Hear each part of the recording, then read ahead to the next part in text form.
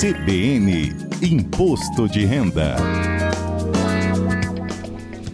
A nossa convidada de hoje é a Paula Antonella. Ela é conselheira do Conselho Regional de Contabilidade no Espírito Santo e está aqui a postos para ajudar todo mundo a encaminhar a declaração do imposto de renda com segurança, né, Paula? Bom dia. Bom dia, Fernanda. Bom dia, ouvintes da CBN. Estamos aqui a postos. A CBN convoca, a gente está aqui para atender os ouvintes. Obrigada, Paula. Paula, eu acho que uma das dúvidas recorrentes aqui, olha, dos nossos ouvintes, são os que são MEI. E eles ficam numa dúvida, se ele é MEI ou se ele é pessoa física, quem declara o quê? O MEI, ele traz sempre esse questionamento, né? Primeira questão, o fato de você ter um MEI não significa que você está obrigado a fazer a declaração de imposto de renda. Então, né, Fernanda, às vezes os ouvintes pensam, eu tive um MEI, mas no ano passado ele não movimentou.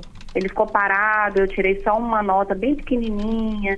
Então, o fato de você ter o MEI não obriga a fazer o imposto de renda. O que é muito importante nossos ouvintes terem atenção? Ao tamanho do faturamento deste MEI. Então, assim, tem que fazer um cálculo, pessoal. Não é simplesmente lá lançar o MEI na atividade, lançar a quantidade de faturamento. A gente precisa fazer um cálculo, que às vezes é um pouquinho complicado para estar explicando aqui tão rápido, mas é o seguinte, vamos pensar assim, você faz uma venda de vestuário, você compra e vende roupas, né? Tem uma pequena loja de vestuário. Então, você tem que pegar o seu lucro, pegar a quantidade que você vendeu no ano de 2024 e reduzir dessa total da sua venda, a quantidade que você comprou, se você teve algum gasto com energia lá, se você tem uma loja pequenininha, ou se você tem algum gasto. E aí, com este lucro que você localizou, Paula, então eu vendi o valor de 50 mil no ano, né, que o limite do MEI é 81 mil, é importante lembrar. Então, eu vendi 50 mil e eu tive um gasto de 20, né, com a aquisição de mercadorias. Então, eu estou lá nos meus 30 mil. O que eu preciso fazer? Bem, você vai ter que fazer um cálculo. Vai ter que multiplicar um percentual. Vai ter que pegar 30 mil vezes 8%, né, que é a questão para o comércio, e verificar se aí esse valor de 8% é isento. E a diferença é tributado. Então, Fernanda, assim, eu aconselho no site do Sebrae, tem um passo a passo muito legal para o MEI, e no próprio site do meu imposto de renda, perguntas e respostas, se ele for lá em como o MEI deve declarar imposto de renda, também tem esse passo a passo com exemplos. Porque às vezes aqui fica difícil da gente dar um exemplo, né? Para o MEI fazer correto. Eu chamo a atenção de todo mundo que tem MEI para este fato. É uma mudança importante no imposto de renda e a gente tem que ter cuidado, né? Para não estar declarando de forma errada. Entendido. A mesma regra vale para quem tem CNPJ? A mesma regra vale para quem tem CNPJ, né? Quem não é microempreendedor. Mas aí eu chamo a atenção, quem tem CNPJ, que tem uma empresa no Simples, né? Ou uma empresa em outro regime, essa empresa geralmente tem uma contabilidade, obrigatoriamente por lei até. Então, o contador, ele apura o seu lucro e apura o seu prolabore, né? Que é aquele valor que você contribui para o INSS e que você recebe realmente pelo seu trabalho. Então, o próprio contador, ele já te manda o informe de rendimentos da forma que você tem que declarar. Com o MEI, isso não acontece, porque o MEI, por lei, não é obrigado a ter contabilidade. Ele pode até ter. Eu mesma tenho muitos clientes que são microempreendedores, porque eles falam, Paulo, eu gosto de ter a sua assessoria, né? Eu gosto de ter a assessoria de um contador, eu gosto de conversar quando eu tenho dúvida, mas eles não são obrigados.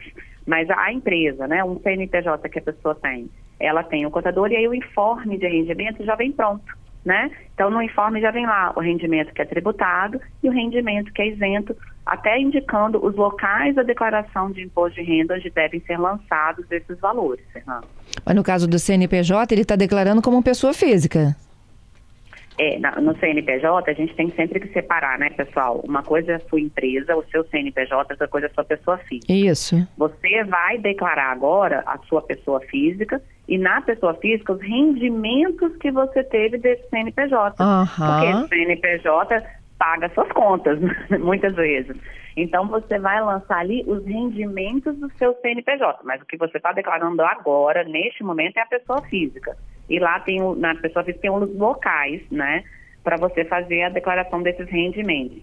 Não misturar com as declarações que a gente precisa fazer da pessoa jurídica, do CNPJ e do MEI. É muito importante, né? O MEI todo ano tem que entregar uma declaração obrigatória E as pessoas jurídicas, os CNPJ, também têm as suas obrigações, né? Que precisam ser atendidas, e muitas vezes são atendidas por profissionais de contabilidade. Nesse momento, a gente vai declarar os rendimentos que a gente recebe como pessoa física do MEI e do CNPJ. Excelente, Paula. Uma outra também que foi recordista nos últimos dias ganho apenas um salário mínimo, tenho que declarar imposto de renda? Não tem que declarar imposto de renda se você ganha apenas um salário mínimo. A não ser, o que a gente fala assim, eu ganho um salário mínimo no imposto de renda, mas eu recebo um aluguel de uma casa. Opa, vamos ter atenção, vamos verificar se a soma desse aluguel e a soma desse rendimento passou lá do nosso limite, né, de 33 mil. Então, agora, se você ganha somente um salário mínimo, se você somar, o seu rendimento não vai passar dos 33 mil. Então, você não está obrigado a declarar imposto de renda neste ano, né? Tem sempre que a gente tem que pensar no somatório dos nossos rendimentos. Às vezes a gente ouve, né, fala com ouvintes ou clientes, fala assim, não, Paulo, eu trabalho, mas eu ganho muito pouco, não soma 33. Mas às vezes ele já é aposentado. Excelente. Então, se você somar a aposentadoria e o seu rendimento, isso te obriga a fazer a declaração de imposto de renda. Paula, vamos juntas para o Repórter CBN, a gente volta para responder as últimas? Com certeza. Vamos lá, voltamos em instantes. Estamos ao vivo com o CBN Vitória desta sexta-feira, sexta de tira dúvidas sobre imposto de renda, o envio, né, da declaração até últimos diazinho de maio, até os últimos minutinhos, né, do mês de maio, mas é desde agora que você já começa a reunir suas informações, já procurar as plataformas, não é isso, Paula? Exatamente, é muito importante a gente não deixar para o último dia, né, porque a gente acaba esquecendo e pode dar erro na declaração. Até muitos ouvintes falando, eu posso entregar agora e posso fazer a retificação depois. Claro, eu posso retificar minha declaração de imposto de renda quantas vezes eu quiser, né? Desde que eu não seja notificada pela Receita, eu posso estar retificando. Então é importante, antecipe-se, juntem as informações. A declaração pré-preenchida, Fernanda, está para sair agora dia 1º. Vamos baixar, vamos usar a declaração pré-preenchida, né? Que é muito importante também. Esse ano aconteceu isso, né? De que as pessoas que estão na pré-preenchida, que optam, né, pela pré-preenchida, vão ter que esperar quase um mês para iniciar a sua declaração. Isso foi um atraso, né? Nós contadores, né, aliás, todo mundo, né, que entrega a declaração ficou, assim, realmente incomodado com esse fato, né? A Receita liberou o programa dia 17, mas liberou a pré-preenchida completa dia 1º. Na verdade, hoje, se alguém quiser entrar aí, já consegue baixar algumas informações. Então, ouvinte, se você for lá e botar assim, declaração pré-preenchida, usar o seu GovBR, lembrando, né, tem que ter o GovBR, e baixar essas informações, você vai observar que algumas informações já estão presentes, tá? Mas a Receita declarou que só no dia 1º as informações estarão totalmente completas. Então, eu aconselho realmente, quem quiser pode baixar já para verificar, para dar uma olhada, né, como que está a sua pré-preenchida, mas deve fazer o procedimento novamente no dia 1º de abril. Bom, tenho perguntas aqui que chegam sobre MEI, que foi o tema principal que a gente iniciou essa conversa. O Valdir, só declaro o faturamento do MEI no portal do empreendedor e não declaro pessoa física. Estou fazendo certo ou não? Valdir, depende do seu faturamento. É aquilo que a gente conversou. Você está certo em fazer a declaração no portal do MEI, né? A obrigatoriedade, cumprindo a sua obrigatoriedade anual, porque senão você paga multa. Então é muito importante que você continue fazendo esse procedimento, mas é muito importante também ver o total do seu faturamento. Se o total do seu rendimento tributável no ano de 2024 for acima de 33.888, você está obrigado a fazer sua declaração de imposto de renda. E aí a gente tem que analisar, Valdir, qual é a sua atividade. Lembrando, né, que comércio tem uma característica, o transporte de passageiros, né, atenção aí, pessoal dos nossos aplicativos de transporte de passageiros tem outra característica e quem tem serviço outra. Então, é muito importante que você verifique o valor do seu rendimento para analisar se você está obrigado ou não. Repito, se o seu rendimento tributado for acima de 33.800, você está obrigado a fazer a declaração de imposto de renda e não somente a declaração anual do MEI. Ô Paula, a participação aqui do Franco agora. A minha esposa não trabalha. Ela é dona de casa, mas o carro da família está no nome dela. Ela precisa declarar imposto de renda, mas espera aí que tem outros ingredientes nessa história, tá? Ela movimenta uma conta de banco porque eu mando dinheiro para ela via Pix. E ela é quem faz as compras de casa e tudo mais. Ela declara? Não, Franco, ela não precisa declarar.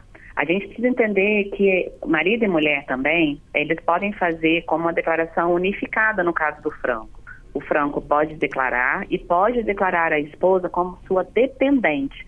Por quê? Porque ela não tem renda própria. Ela só estaria obrigada a fazer a declaração se ela tivesse uma renda própria. E os bens da família, né, os bens dessa unidade familiar, do marido, da esposa, do companheiro e da companheira, também podem ser declarados em uma única declaração. Então, muitas vezes, o veículo está no nome da esposa, o apartamento que a família reside está no nome da esposa, mas ela não tem renda. Então, essa esposa, né, ou este marido pode ser dependente daquele cônjuge que tenha renda e os bens estarem declarados em uma única declaração, né, porque forma-se ali uma unidade familiar. Então, nós contribuintes temos essa opção, os bens estarem todos declarados, por exemplo, no Franco, né, nesse exemplo, na declaração, o veículo, os imóveis, ou qualquer, inclusive essa conta. Essa conta, você vai verificar, Franco, que lá nos bens, eu posso citar se o bem, ele é do meu dependente ou ele é meu próprio. E aí até essa conta corrente, né, o saldo dessa conta lá, como o banco te manda esse informe para o imposto de renda, você pode colocar na sua declaração. Ela não tem obrigatoriedade de fazer a declaração de imposto de renda apenas por fazer este movimento. A gente tem que observar quem tem a obrigatoriedade, né? Acho que vocês falaram isso, né, no primeiro dia das entrevistas que eu estava olhando. É quem tem realmente rendimentos acima de 33.880, quem tem atividade rural acima de 169 mil, né? Quem tem bens acima de 800 mil. Então, assim, existem aquelas obrigatoriedades. Neste caso aí do Franco, a esposa não tem, pode ser colocada como dependente dele. Entendido. Para finalizar, você falou que dá para fazer... usar a pré-preenchida que já foi parcialmente liberada, esperar complementar ou retificando quantas vezes forem necessárias. A pergunta do ouvinte aqui é muito legal. Isso não levanta aí uma suspeita junto à Receita, não? Por que está mexendo tanto nisso? Não levanta. Pode ficar tranquilo. É realmente uma opção do contribuinte. Ele pode entregar. Inclusive, a declaração ela é substituída, tá, pessoal? Se você entrar lá, o que eu sempre aconselho também, entregue a sua declaração e acompanhe. É a obrigatoriedade do contribuinte acompanhar a declaração, o processamento dessa declaração. Você pode substituir quantas vezes quiser. E a sua retificadora, a Receita Federal, não analisa. O que vale é sempre a última declaração entregue. Então, pode retificar, mesmo após o prazo, eu posso retificar novamente a declaração. Surgiu um recibo médico que eu não lancei, lembrei de um rendimento que eu esqueci de lançar, um bem que eu lancei o valor errado, uma conta bancária, posso retificar e complementar. É claro que se eu entregar depois do prazo e tiver algum imposto a pagar, eu vou pagar multa e juros, né, Fernanda? Mas, antes do prazo, antes de término, posso retificar quantas vezes. E fiquem tranquilos, nas próprios depoimentos da Receita, os auditores sempre falam isso, não chama a atenção da gente. É importante você entregar a sua declaração correta, isso que é o mais importante. É isso. Paula, mais uma vez, meu muito obrigada, viu, pela sua participação. Até uma próxima. Até uma próxima, eu que agradeço, o Conselho de Contabilidade está à disposição dos ouvintes.